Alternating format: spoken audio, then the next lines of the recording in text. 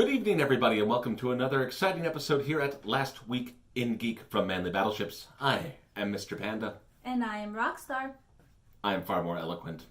We're going to start things off today by reminding you that we're going to be at ColossalCon at the end of this month. Last day of May into June. Be there or be square over in Sandusky, Ohio at the Kalahari. If you don't already have a room, you're probably screwed. Just letting you know. We're kicking things off today for the actual episode by talking about all the new trailers that have suddenly appeared in our feed. There's just so many of them all the time. Well, the first one's not really a trailer, though. It's more like a poster. Okay, fine, fair enough. Disenchantment Season 2 finally has a release date coming up in the fall. Yep, September 20th. There's no teaser, there's no trailer, it's whatever. More importantly, though, nothing against Disenchantment, but more importantly, teaser for Rick and Morty. Finally, we have a release date for Season 4. I'm so excited. 9 more seasons! I'm so excited. It's November of 2019. This November, Rick and Morty. Of course, we also have that whole issue of corporate overlordship because, what do you mean you booked them for like 70 plus episodes? What are they going to do for 70 episodes? I don't know, but I'm ready for the roller coaster ride. I'm not ready for late period My Little Pony. We have Maleficent. Mistress of Evil? Mistress of the Damned? Mistress of something. Well, it bothers me. Let's not go into why it bothers me. Not least of which because I had no idea what was happening in the trailer. It was just like... I feel like they got over a lot of the issues in the last movie that they're rehashing again for some reason. But Disney's on its live-action kick, and that's coming up in October 18th. I am not excited for this. We also have something for Netflix. Black Mirror is coming back for Season 5. It sounds like three new stories, and that is coming on June 5th. Much closer. Much more excited than Maleficent. Well, I mean, unless you're like me and don't like Black Mirror, so... Well, you're allowed to be wrong. Welcome to America, the greatest country on earth. I'm okay with being wrong with that one. There is a trailer that seemed to have mixed reactions. At best, some people have been triggered by it. It's the CW series for Batwoman. Lots of reading. I almost feel like we could have a trailer reaction of all of our... that trailer just said woman way too often for me. Just... Do you think she's a woman? She's a woman. I get it. She's a woman. I get it. Thank you. I'm well aware. We run into this issue... Oh, man. No, I'm just not going to say anything. You've said it already. No. Just... Maybe it'll be a good show. I don't know. It's just the... I mean... Maybe the show. Do you think she's a woman? Maybe the show is not as pretentious as the trailer's making it out to be. But right now, for me, it's way too pretentious. So it's really already turned me off for it. But that's coming this fall. Also coming this fall. It's Nancy Drew. It's Nancy Drew. Gritty Nancy Drew. Nancy Drew might have sex on screen. It seems like they're trying to follow in the chilling adventures of Sabrina and making, nostalgic series become gritty and dark and stuff. And I'm not sure I'm liking that trend. I mean, that's the way people want to make remakes. I mean, didn't you ever see that fan make Power Rangers video where Tommy betrays the original team and there's lots of cool stuff going on. But actually, I really wish that would have been the Power Rangers movie. But we didn't get that one. No, but should we move on to the meat of our episode? What actually happened last week? Well, in last week's news, Robert Pattinson has gotten jacked and is going to be an awesome Batman. Well, no, honestly, they're still in talks. They actually haven't decided that he's going to be Batman. A lot of people seem to be triggered, and I understand why. But we also have Nicholas Hoult viewed over for possibly being Batman. He's Tolkien. Yeah, I know who he is. And he's Beast from X-Men. I'm letting the audience know. Oh. Beast from X-Men, Tolkien in the most recent biopic. He's also being... There are so many people now pronouncing the name differently. You're the one who keeps telling me to I pronounce just thought it it was correctly. I just thought it was super funny because that trailer came out and then I suddenly heard everyone else pronouncing it very differently and I was like, oh, welcome to the club. Well, that being said, there was a meme going around that if Robert Pattinson actually does get the role of Batman, Kristen Stewart should become Catwoman. which I don't want Twilight Fever all over again. Thank you very much. That was a thing that needs to end. I don't know 50 Shades of Batman. Meanwhile, Netflix is finding new and exciting venues to broadcast what it's doing with its products and services. Netflix is going to E3. E3. E3 might become relevant again. It sounds like they want to announce a sequel to their Stranger Things video game. It's not the first time they've done a video game, but they also said that there are more things that they're going to announce at E3. More The return of Marco Polo. Really? I mean, the second season was kind of a drag by the end of it, but I was like, maybe if they get to season 3, they'll fix it, and then they didn't. Because the show was really expensive. E3 is for video games. I'm not sure that they're going to be announcing Marco Polo. You don't know. Maybe they'll make a Marco Polo video game. Or just another Bandersnatch. I mean, Bandersnatch is a game, technically. So, I guess we're going to see some interesting developments of Netflix trying to branch out of their shows stuff and do other things like video games. Yeah, like more Stranger Things, because we really need that. In other interesting video game news, PlayStation and Microsoft are teaming up. The most unusual pairing now. They're creating their own cloud gaming system, something to rival Google's Stadia. At least that's what I think. The interesting part about this is apparently this was done with Sony's higher ups. The PlayStation managing team actually had no idea this was going on and found out at the same time we did. Because why would you need to tell the people who are actually going to develop the thing? I mean... That's corporate governance for you. I feel like they were just trying to keep it hush-hush because, you know, evil Google and all that other fun stuff that comes with that. The Alphabet Company on its way to becoming the first $1 trillion company. If you're at least as old as I am, you might remember a time on the internet when the greatest form of memery wasn't on YouTube, but rather in the form of HTML editing techniques. You're the man now, dog. You're the man now, dog. YTMND, You're the Man Now, Dog. That website is gone. Forever. As of this past week. Some of you who do remember what YTMND was probably didn't even realize it was still around. But it was indeed. And in fact, not too long ago, I even logged into my own account to check out some of the ones I did. Have no fear, though. Your memes still exist. Your shame can be preserved for future generations because an Internet Archive has maintained a full and complete copy of YTMND.com. You can also go on that website and go on their Discord.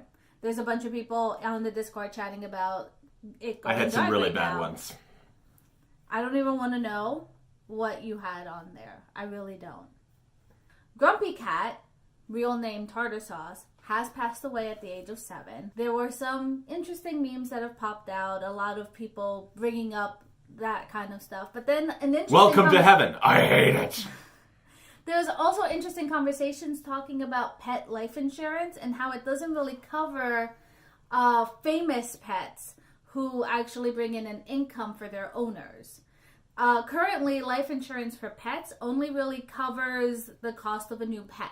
They're treated like property, not really like a living being, somebody that might be able to bring in income. So there's been conversations about that because she's not the first famous pet to not be insured and have the owner kind of in a, limbo. Oh, I'm sure they're doing fine. Grumpy Cat LLC will survive.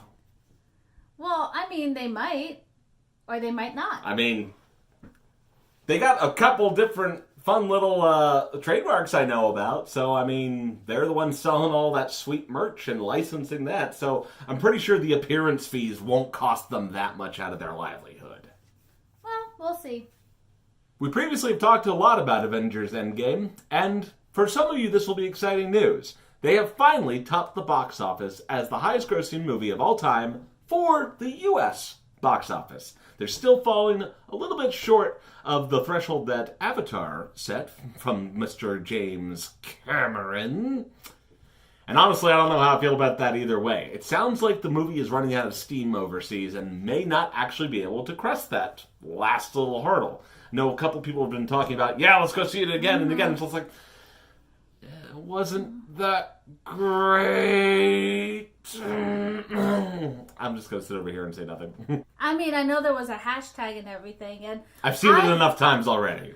I'm quite happy that it reached number 1 on US. I'm not like, oh, it has to reach international. People have been rooting for it, and I guess we'll just keep seeing what its progress is. And I guess we also have to remember, Avatar was released a second time. So, and they're counting that money in there too. Well, true, but Avatar is a really unique case in a number of different ways because this came up recently because people were retrospectively talking about how, man, why did Avatar even get to the top of the box office? And it's like, well, Avatar really wasn't selling itself as a movie per se. James Cameron decided to just invent a new kind of movie. So that's kind of what people were getting at. So that's why when they re-released it in IMAX, that's how it got more money. I mean, it was an experience. Yeah, I mean, that's kind of what it is. At some point, we should actually just do a video about Avatar because, like, there's a lot of things about Avatar I want to talk about. But that's not part of the show today. What is part of the show is World of Warcraft Classic. You see, it's currently in beta. And the interesting part about the beta is... Blizzard has to make a list of things that are not bugs. That are, in fact, features of World of Warcraft Classic. This continues their constant reminder to the fans of World of Warcraft that, in fact, you don't actually remember that game as well as you think you do. It's so clunky! Yeah! So that's... You think you're good at gaming? Yeah. Yeah, 1v1 me in World of Warcraft Classic. It's very fascinating what is going on. Now, there are a list of actual bugs. There are bugs in the game currently. However, I just find it hilarious that they have to remind players what are features. And they're like, yeah, you know. This is how games were played. There's a reason we've updated World of Warcraft several times over now. It's so that the performance and your gameplay is enhanced. Now you're going back a few years. So if you actually want to play World of Warcraft Classic and you're interested in that, that's supposed to be released on August 27th. If you're a fan of Skyrim, a new and exciting mod is now available to make you experience the realm of Game of Thrones within the Skyrim universe. By inserting lots and lots of coffee cups I was going to say, it's not like into your game. It's Skyland coffee everywhere. To the point where the creator of the mod said that even he was sick of seeing the coffee cups as he was creating it, the mod. I can't wait for the water bottle version. If you guys know your 90s anime, Slayers, which was a big thing back then, has come back out for a third arc in their light novel series. Continuing saga. Me personally, I always preferred Sorcerer Hunters, but, that's personal taste. And if you would like to, catch up on the classic, you can actually watch all 5 seasons on Hulu right now. So, or not, because Hulu is terrible. I'm just letting people know where they can access legitimate anime. Disney just bought Hulu. Yes, they did. That's I wonder where Disney Plus is going to show up. They're just, I'm telling you, they're enhancing their power here. Gotta collect them all. And then they can just get rid of 50% of Hulu's catalog to perfectly balance their portfolio. Oh, God. Speaking of which, in the realm of television, we got 2 exciting conclusions to major, well, one of them is major, one of them is we liked. Lots of series finales are happening. This week it was Game of Thrones and Star vs. the Forces of Evil, both of which we have talked about to some extent in the past. Roxy doesn't watch Game of Thrones. I do. I have to catch up on it. Yeah. And we both watched Star vs. the Forces of Evil. So, I watched the end of Game of Thrones. Man, you look like me when I watched the finale of Star. Had the same face. There's remarkable similarities between the impact that both of these season finales had on myself. And I'm sure you might even feel the same way whenever you get through Game of Thrones. Possibly. Well, we can't say the book was better, but I'll tell you what. If Martin ever manages to actually finish his book and not die in the process, perhaps we will get a more satisfying conclusion than what we were given in the final season of Game of Thrones, as many people had feared. It's so bad that a bunch of people, on the order of 5 million, have signed a petition requesting HBO do it over. That being said, it can't possibly be as bad as whoever has the job of walking into the CEO of HBO's office today to tell him how many people have subsequently unsubscribed now that Game of Thrones has ended. Star vs. the Forces of Evil, on the other hand, if you watched our video about predictions, you know that I was 100% right. The problem is, I feel like the lead up to the conclusion that was pretty good, thrilling, captivated your interest, and then the finale just fell flat on its face. And that's that. I mean, there's not much more you can say. There wasn't the same kind of excitement that you felt in the episodes leading up to it. And it felt like it was coming up to some big, thrilling, amazing conclusion, and it just never happened. It kind of feels like there was supposed to be more. Very blah ending. And I'm really hoping that the creator will actually get Disney to make a movie. No, I don't want any more. I do. No, I don't want any more. I really don't.